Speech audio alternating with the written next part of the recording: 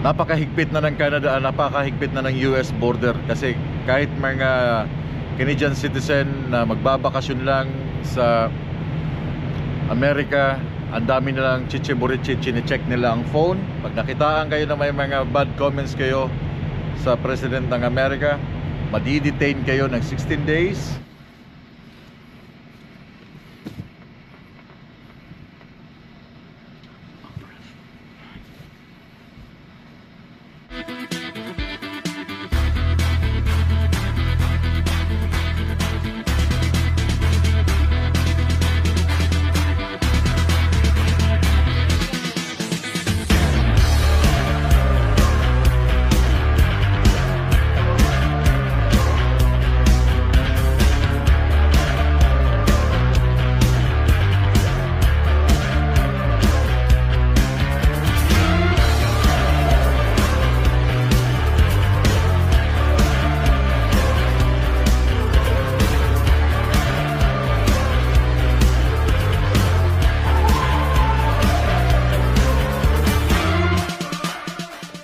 Ano daw? I love you too. Hold it. I love you. Gulat ako, sabi ni Kali Ayun pagtawag siya kay. Tapos na naginip ako kanina. Nasa, ewan ko anong lugar yun. Nilagpasan ko daw ang isang load. Napipick upin ko, may pinuntahan akong isang load sa somewhere taas na bundok Tapos habang naglo-load, parang ang lakas ng buhawi o lindol ba na siguro, I don't know if narinig natin, sumisigaw ako. Dahil pati yung truck gumagalaw na Tapos binidyo ko, sabi, oh my God, grabe. Tapos nung makuha ko yung load, kasi panay pa rin, panaginip lang, panay pa rin siya. Panay lakas ng hangin. Bumaba na ako, sabi ko, pick upin ko yung second load sa mga 1 hour ago. Ayun ang tinigilan kong isang lugar. Kita ko yung dalawa kong pinsan, mga taga-amin sa Cagayan, na may sila. Yung sinabi ni Tita, reunion. Anong tawag doon? May reunion nga. Mga iba-ibang class. May reunion. Nandun sila, kung ba't yan na dito, Grace? Daan na, sabi ko, dyan lang ako nagtulog lagi pag pupunta ako dito. Ano kaya yun? Bagyo, tapos nakita ko mga pinsan ko. Anyway. Guys, today. Time to work. Kwento lang, panaginip ko lang kanina. Ata, narinig mo ako yung sumisigaw? No. Hindi? Parang binangungot pala ako. Narinig, ay, ano yung kalat? We're going now? Yeah. Kalat. Di mo ako narinig na sumisigaw kayo na? I was sleeping. Ano ba? Ay mo kalat. Sumisigaw ako kayo na How would you know if you're shouting? Kinabahan ako dahil muntik nang itapon mo yung mga kalat mo. Muntik nang tumaob yung truck dahil sa, I don't know, if bagyo or tornado. Tapos minibidyo ko pa to. Napasigaw ako na talagang gumaganyan-ganyan ng truck. Ano kaya ibig sabihin ng panahit na yun? Tapos nakita ko yung mga pinsan ko sa baba. Ayusin mo! Yeah. Nandun na sa truck. What do you want? Yeah. Nandun sa truck na. Nandun sa isang bag. Anyway guys. Dahil nga sa 72 hours na 72 hours na kailangan kong makuha. Hapon na ngayon dito. So ngayon mamaya-maya pala ako alis. Ito yung pinaka na mag-drive ako sa Amerika na buong gabi. Kasi kailangan ko ma-pick up yung load tomorrow. Buong gabi ako magdadrive. Sana kayanin ko. Kaya for this whole day, natulog ako na tulog. Para makabawi mamaya. Then kahapon pala, birthday ng aking anak kahapon. Then kasama namin yung aming mga close relatives. Mga pinsan ng asawa ko. Tiyahin niya. So nandyan yung video. Hindi na ako nag-vlog kasi akala ko itong aking stick naiwanan ko. Dala ko pala sa bag. Kaya hindi na ako nakapag-vlog, pero enjoy naman. Isang Chinese restaurant. Kikita nyo sa vlog ngayon.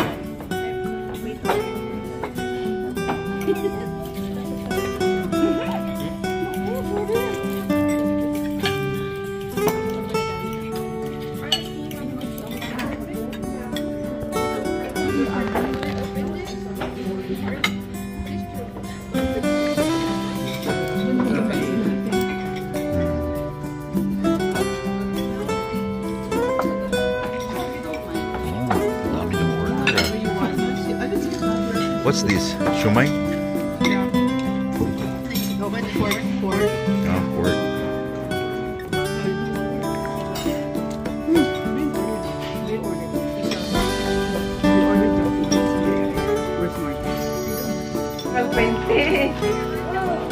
Just only one day.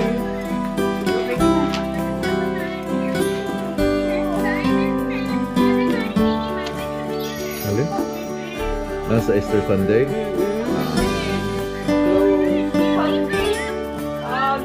There's Sunday.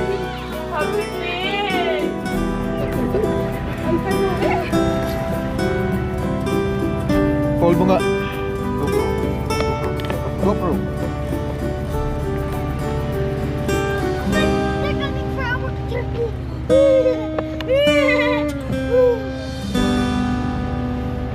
Are you vlogging? Oh, Pak, agak pusing macam apa? Itu buat saya dapat kita musim marah.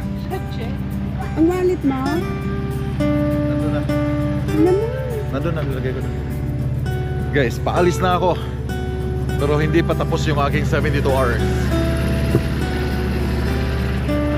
Paalis na ako pero hindi pa tapos yung 72 hours.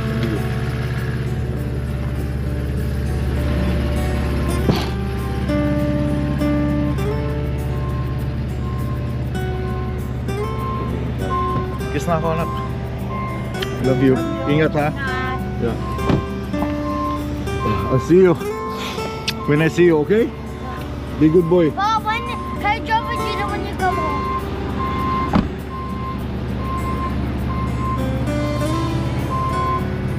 Love you. Love ko. Take care. Love ko. Yeah. Nandun ang wallet mo? Yeah, andun na. Ingat kayo. Yeah. Ingat ka lagi. Yeah. Ingat ha. Ata, ingat. Bye-bye.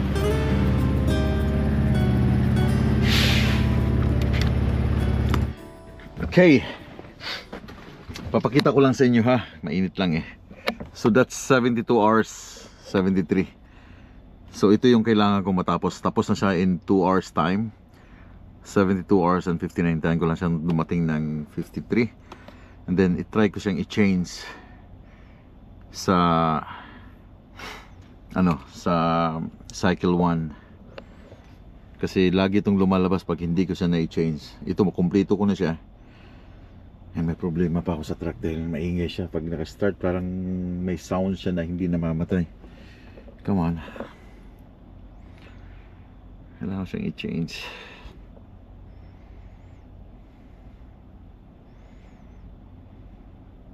And then gagamitin ko na itong 73 hours. So i-change ko siya sa clock. Then Canadian cycle change. So ma-change ko na siya into cycle, change cycle. From Canada to cycle days to, so from Canada cycle 2 14 days 120 hours to Canada cycle 1. So kailangan ko lang Canada cycle 1 from 7 days and 70 hours. Itong cycle 2 14 days and 120 hours. Okay? So lagi siyang nakikick in dahil nga naka-cycle 2 siya. So i-change ko siya from cycle 2 back to cycle 1. Confirm. So tingnan natin yung aking oras. Okay, bumalik na siya sa 70 hour on duty. That's 70 hours. Okay na. So pre-trip na lang ako. And then gagamitin ko pala tong aking exemption para to sa oversize off-duty deferral. Hindi na ako mag-off-duty mamaya. On duty. Pre-trip ko lang. Okay na. Cycle 1 na siya. Alright.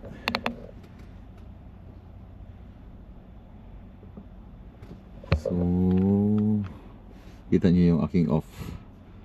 Agree. Grab. 24 hours. 24 hours. Oh. So anyway, ito yung problema ko. Nag-ingay niya pag i-start. Oh. What's that? Lagi siya na yan. On. Ayan o, lumalakas.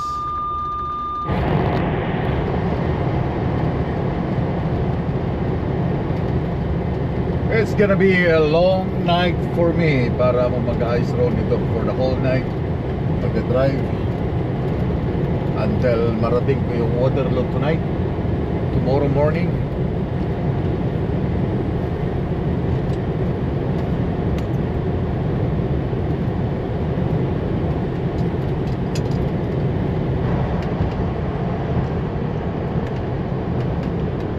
Mga chay, ito yung kinatatakutan ko ngayon dahil hindi ako magdi-declare ng kahit anong prutas dahil wala akong dalang prutas tonight. Baka akatin na naman yung aking truck dahil for the last videos, no, na ilang beses akong tinigil dito, dalawa, and then dahil doon sa strawberry balikan ko lang, and then ngayon wala akong dala kahit anong prutas, wala. So ngayon, baka magtaka sila, posible na wala kang dalang prutas, titigil na naman ako. Sana nga, hindi. Nakalimutan ko lang before na maglagay ng camera habang nag-check sila sa truck. Dahil hindi natin alam, baka lagyan or painan ng droga. Sure ko lang kung saan galing itong aking, product of Thailand.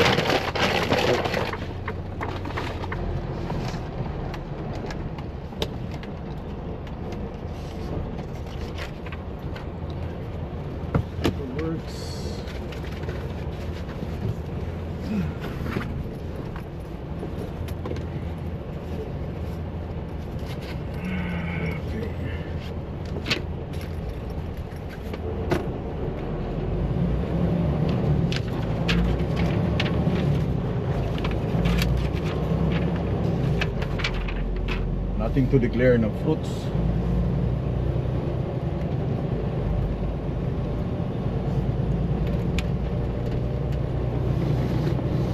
Wala masyadong tumatawid na truck ngayon. Mga ganitong oras. Gabi. Wala. Binuksan ko na yung likod para make sure na kita nila na wala akong kasama dito.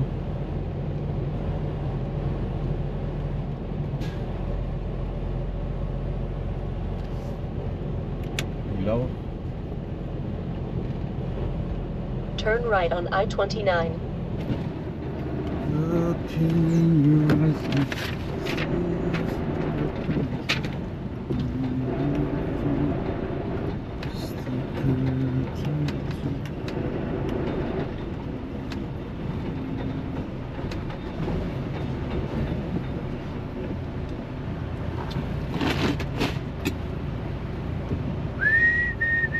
May mga camera to, kaya mga excess na mga movement mo sa loob ng truck nakikita nila sa loob ng opisina. Meron silang monitor doon, hindi ko lang alam kung nasa nakatutok yung mga camera. Pwede nilang i-zoom yung camera para makita yung ginagawa mo sa loob ng truck. Kaya yung excess na mga movements mo na medyo kaduda-duda, yan na. So sana nga, finger cross, na wala ngang, hindi nila ako itigil dito dahil wala akong i-declare sa kanilang prutas ngayon. Hindi ako nagdala kahit anong prutas sa loob papasok ng Amerika. Kasi sunod-sunod na eh. Dahil lang dun sa strawberry, sunod-sunod na. So ngayon, as in cooked food lang. Rice, nilabas ko na yung aking bigas, made in Thailand. And then cigarettes. Crossing US border.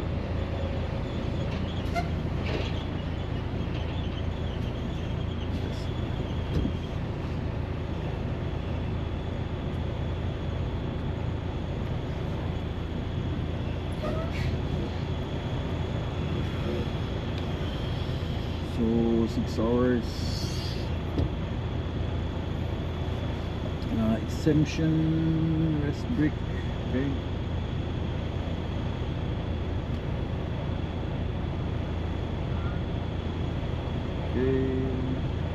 so hindi ko na kailangan mag 30 minutes break tonight dahil nilagay ko ng exemption. Sana nga ma-pick up ko yung aking load tomorrow, dahil tomorrow yung aking pick up. Sana kayanin ko yung all the way hanggang Waterloo tonight, hanggang madaling araw.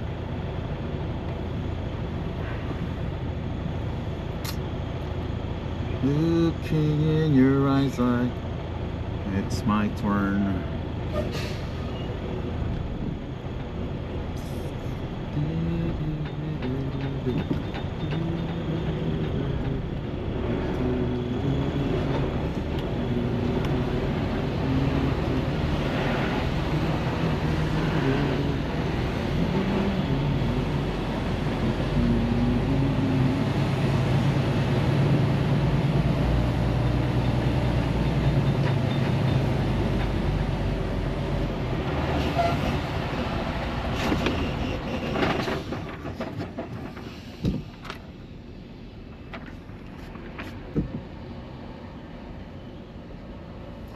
Officer, good evening.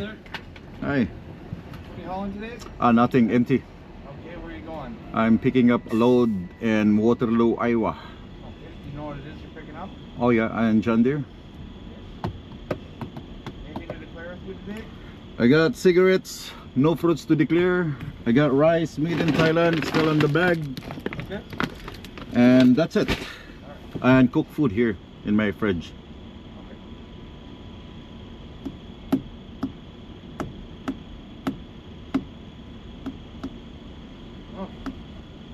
Go ahead and park the truck and come inside, alright? Alright, okay. I don't know if you've been in here before, but just walk up this ramp right. Alright, okay.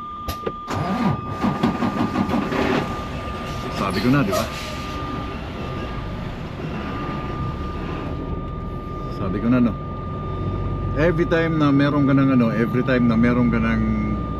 record dito na lagi ka na lang patitigilin. Gumana na naman ito aking ganun ang sistema dito. Kasi nga wala akong i-declare na fruits, pero i-on ko tong aking GoPro kasi hindi ko alam kung anong gagawin na dito.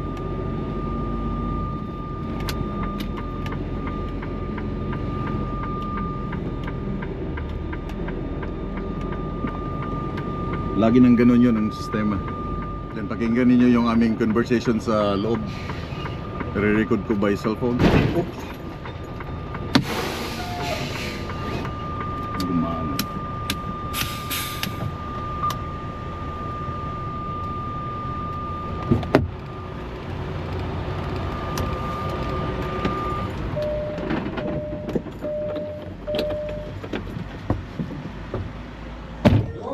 Hello there. Morning, sir. Good evening, sir. I'm good. I don't know. You just want me to park here? You're an Ice Road trucker? I am. Mark? Yes, sir. Alright, sir. So I'm going to do a quick inspection on your cab. I'm just going to ask you a few questions before I go in there. Do you have any fresh fruits or vegetables on board? I don't bring any. Do you have any meat products on board? I got meat, but it's all cooked. Okay. Do It's you on the have, fridge. do you have any eggs on board? No. Any raw chicken at all? No. Any live plants on board? No. Any kind of uncooked rice?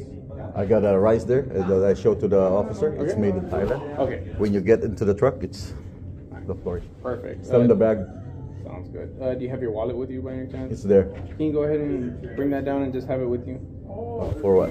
Just so you have your personal items. Ah, okay. I'll be back.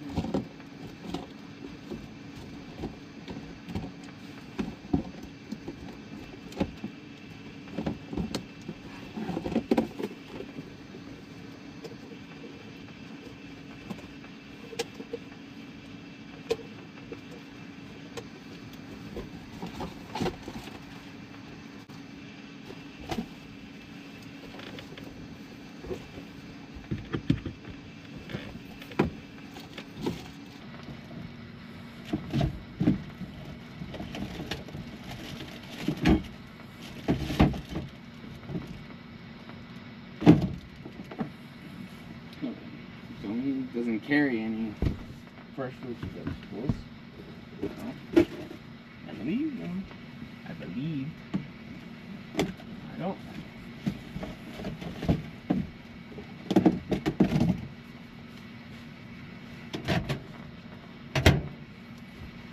2 apples.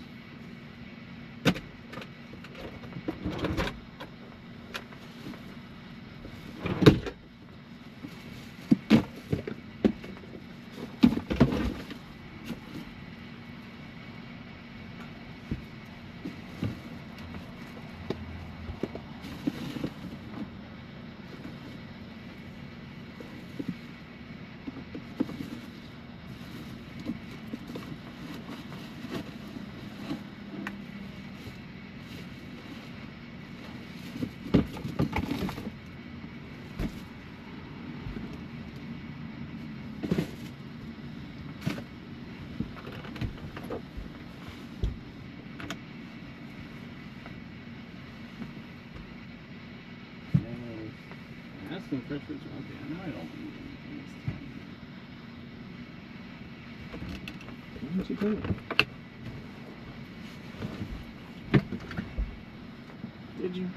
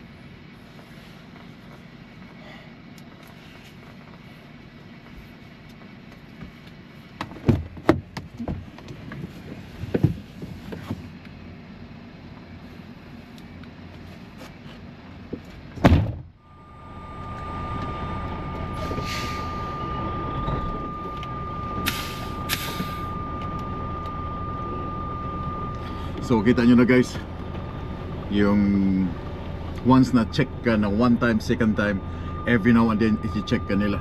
So nakita nyo naman siguro kung anong mga hinahalungkat dito. Gulong-gulo yung aking mga gamit. Ito pa itong maingay sa akin.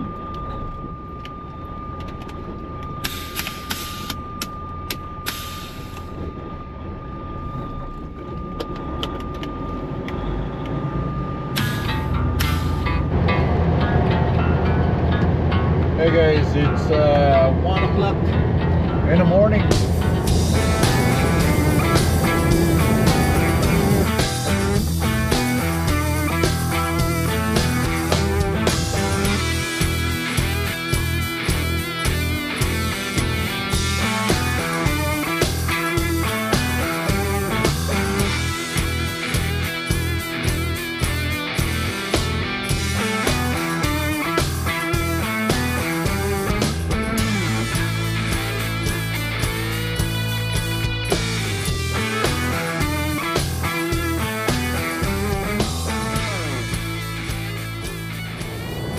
Hey mga choy, good morning mga choy, mga chay. 6:30 ng umaga. Lapit na ako 56 kilometers. 53 kilometers.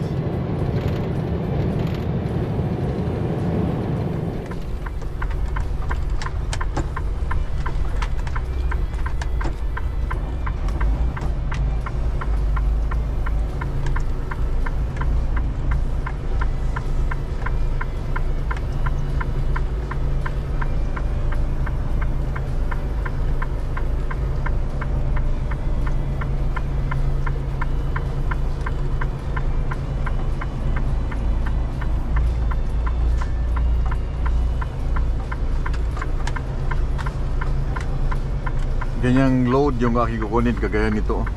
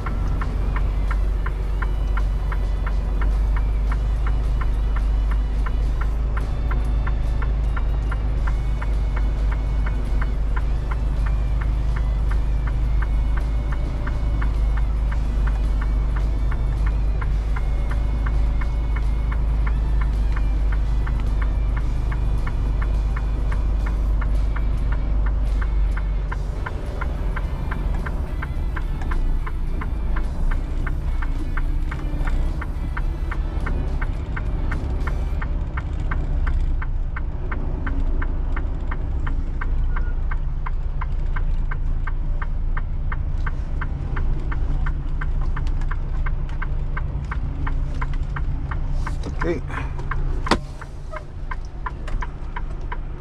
Come on. Duty ko na.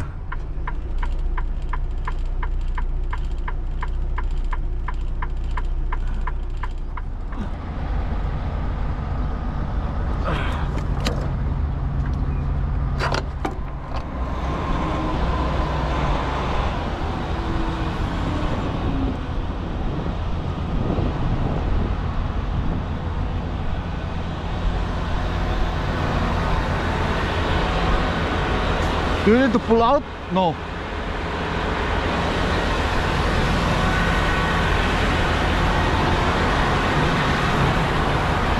Do I need to pull out?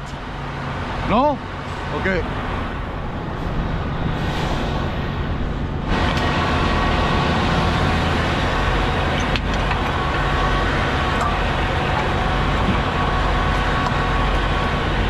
Okay.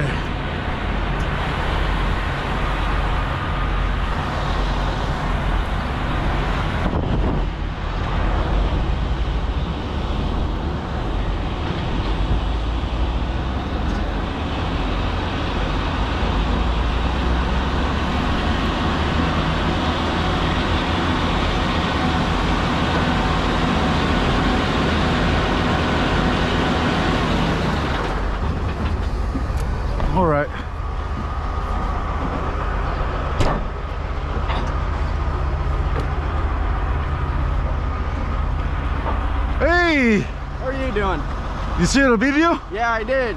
All good. Last day of the week, right? Thank God. No work tomorrow. No work tomorrow. That's good.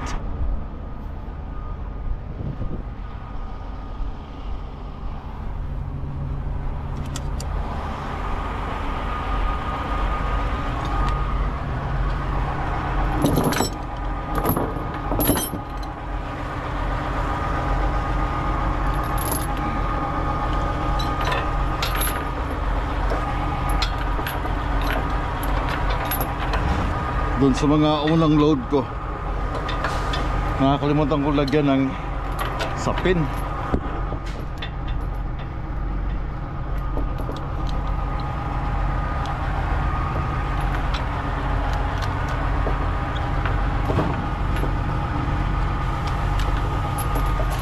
Yeah.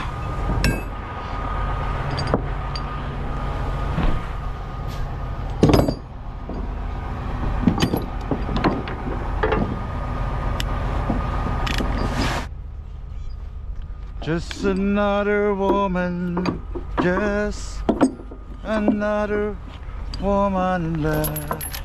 Oh, short.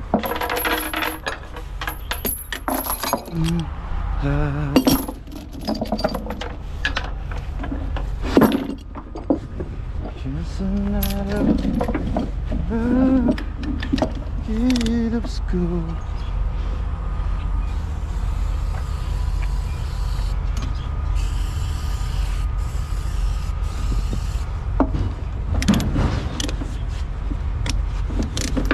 Aga na guys.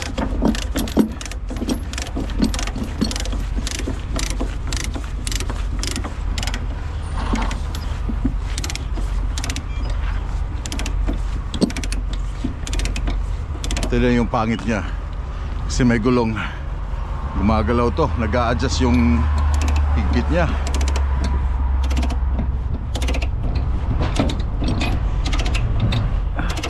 Oh, tama mo.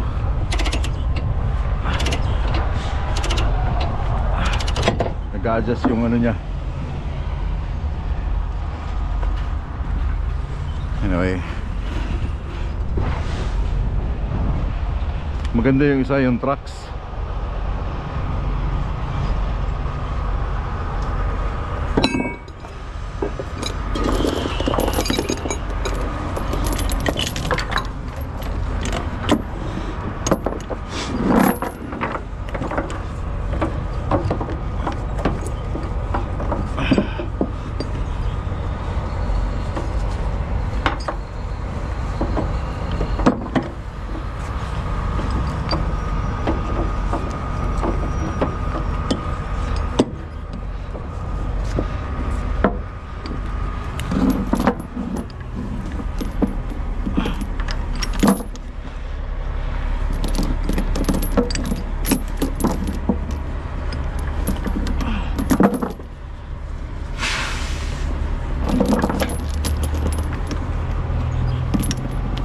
Oh, come on. Come on. Are you kidding me?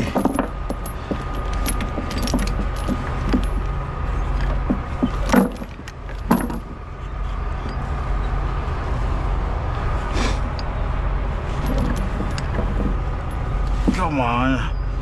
Oh, ayaw pumasok. Shirt.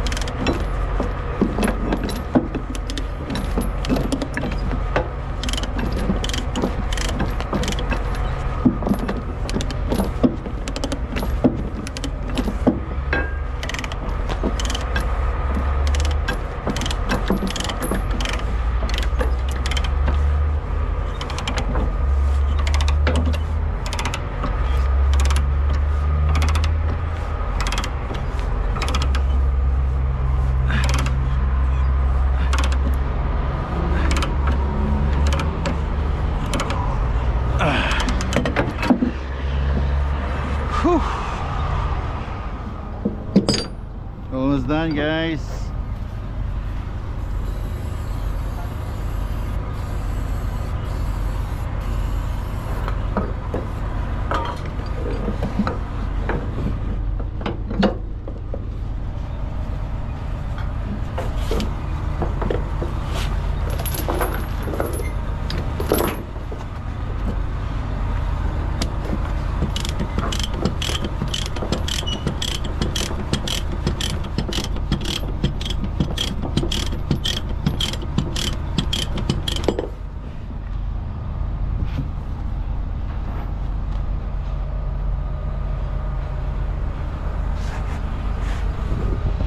That's it. That's it, bulilit. Parang hindi yata itong aking load. 590, 535. Check ko mamaya.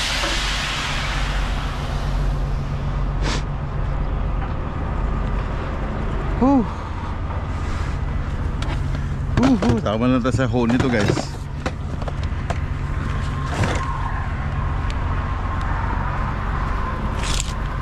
Mababa lang to. Okay.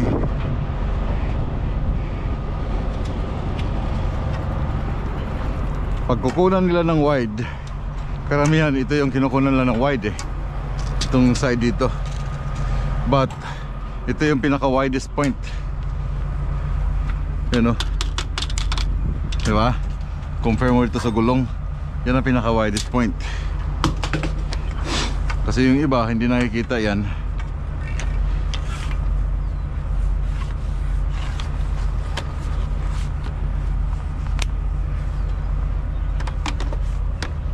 Okay.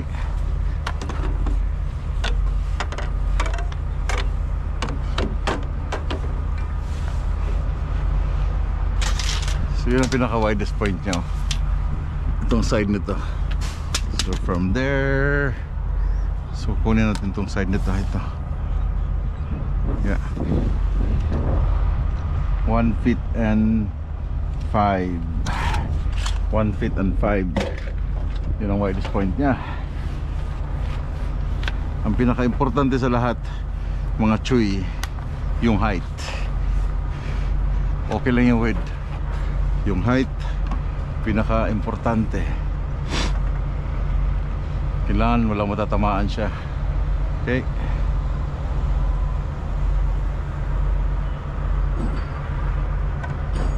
Yun. Yan ang pinaka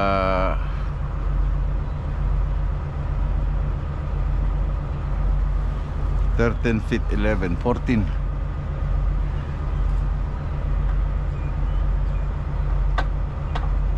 Yeah.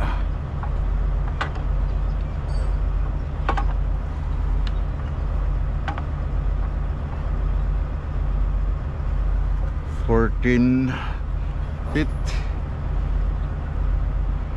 14.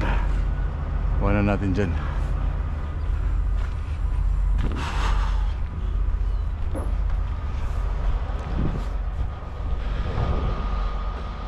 Yeah. 14 height. Okay lang yung width. Yung height ang importante. Okay, 14 ang height.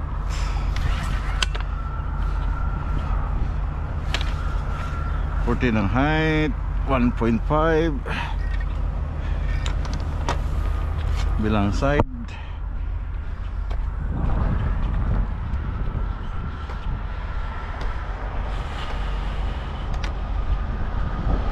Bilang side is, you know,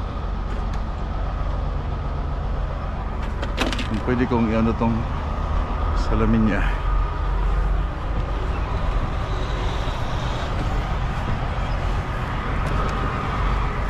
Yan, para hindi siya wide masyado. So ito lang yung pinaka wide niya.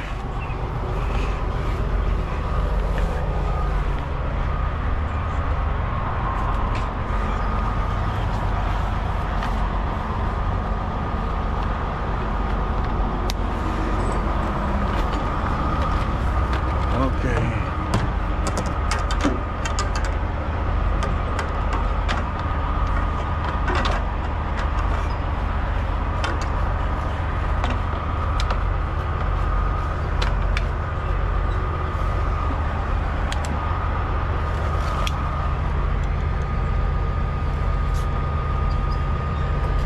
1 feet.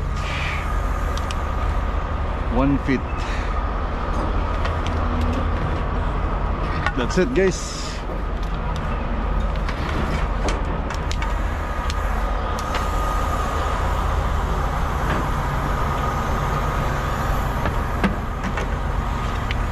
Request na ako ng permit as usual. Permit agad.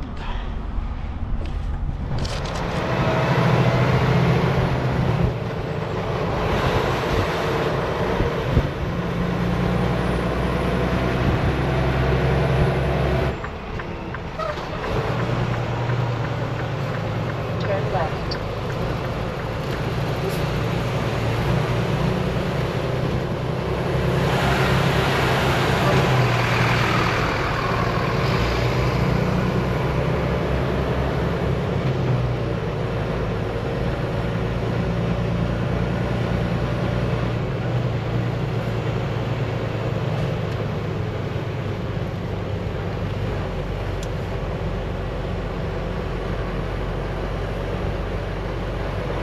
Arriving at Flying J. Evansville.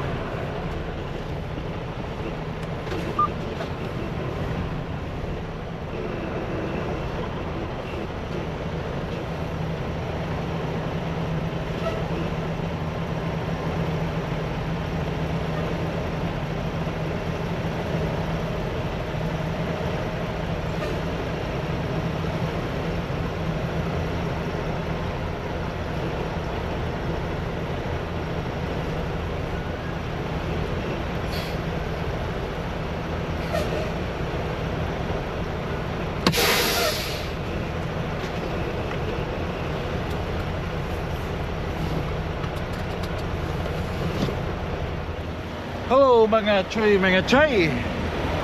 So ito yung aking load, tapos na. Nakuha ko na siya. Ito yun,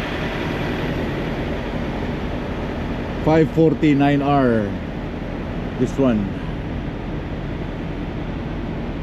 The same thing, ito yung likod niya.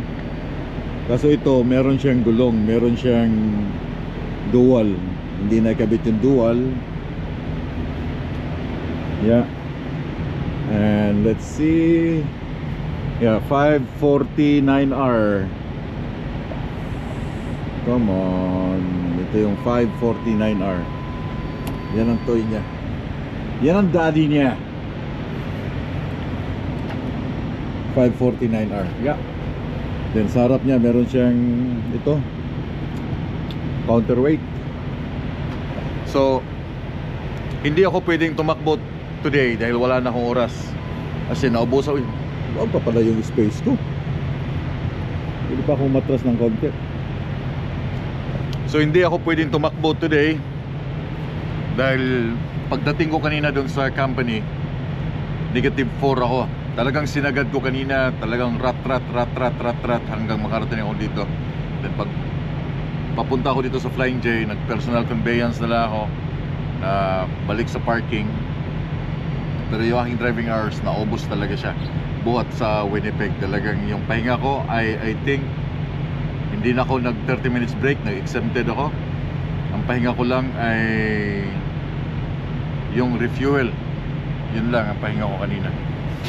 But yeah, so dito ako magpapalipas ng gabi. Bukas ng umaga ako tatakbo pabalik ng Canada, saglit lang. Idadrop ko lang tong equipment sa Saskatoon Yard. Then I don't know kung anong next plan para sa akin, kung anong balak nila. But yung nangyari doon sa, balikan na natin yung nangyari sa border. Yun na nga sabi ko sa inyo, na every time na dadaan ako, dahil meron na akong note doon about doon sa fruits. Then nagkatotoo nga nung dumaan ako kagabi na talagang naka-hold na naman ako, chinek na naman nila yung truck. But so far wala silang nakitang mga na prutas dahil hindi nga ako bumili, hindi ako nagdala. So pinalagpas ako nila. So ganun ang mangyayari every now and then. Ganun ang mangyayari sa akin pagpasok ko ng Emerson. Lagi nila akong i-check for sure. But ngayon napakahigpit na ng Canada, napakahigpit na ng US border. Kasi kahit mga Canadian citizen na magbabakasyon lang sa Amerika, ang dami nilang chichiburichi, chine-check nila ang phone. Be aware sa mga papasok sa Amerika na magbabakasyon ng mga Pilipino. Make sure na wala kayong mga comments or share about bad comments laban kay President Trump. Kasi merong time na i-check nila yung cellphone ninyo, yung messages ninyo, yung comments ninyo, mga social media ninyo. Make sure na wala kayong bad comments sa presidente ng Amerika. Kasi chine-check nila, pag nakitaan kayo na may mga bad comments kayo sa president ng Amerika, madi-detain kayo ng 16 days and then i-deport kayo. Believe me, marami nang nangyari. Nabalitaan ko, meron pang scientist from Italy, meron pang German guy bakasyon sa US. Pag-check ng phone niya, ang daming bad comments. So be aware sa mga papasok, kahit hindi mga truck driver or kahit mga truck driver, hindi natin alam yung pagkakataon, mag-random check sila sa mga cellphone. Make sure na wala kayong bad comments sa President ng Amerika kasi napaka-stricto ng mga immigration ngayon tungkol dyan. So anyway, yun nga, dito ako magpapalipas ng gabi ngayon sa Flying J sa Evansdale kasi wala na nga akong oras. I-double check ko lang tong aking load para make sure everything is good bukas ng umaga pag-arangkada ko sa big highways. Daghang salamat sa inyong tanan, pag-amping mo, keep safe and we'll keep on trucking. Bye bye.